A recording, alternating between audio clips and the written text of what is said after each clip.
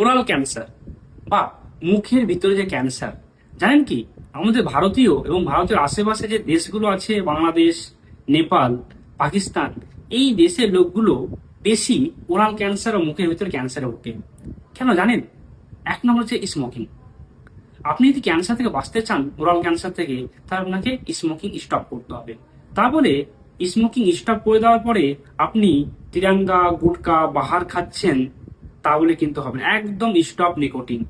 2 নম্বর হচ্ছে অ্যালকোহল। যারা প্রচন্ড অ্যালকোহল খায় তাদের কিন্তু ওরাল ক্যান্সার হয়।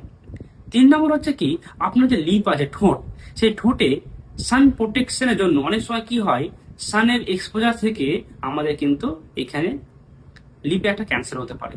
ঠিক আছে, সেই জন্য কি করবেন, প্রচন্ড রোদে বেরোলে একটা ভেসলিন ইউজ করতে পারেন ঠোঁটে। 4 নম্বর হচ্ছে যে প্রচন্ড পরিমাণে বাইরের খাবার খাবেন না। আপনি শাকসবজি খান, ভেজিটেবলস খান, লেস্ট ট্রান্স ফ্যাট জাতীয় খাবার খান, ফ্রাইড ফুড কম খান, তেল মশলা কম খান। এবং 5 নম্বর হচ্ছে ডেন্টাল স্কিনিং করান। অনেকের কি হয়, এই জিভের মধ্যে বা মুখের মধ্যে অনেক সাদা সাদা প্লেক তৈরি হয়, এটা এবং ওখানে ঘা তৈরি হয়, অনেকদিন ধরে ঘায়ে ভুগছেন, তখন দেখবেন এটা আপনার ক্যান্সার একটা সমস্যা হতে পারে।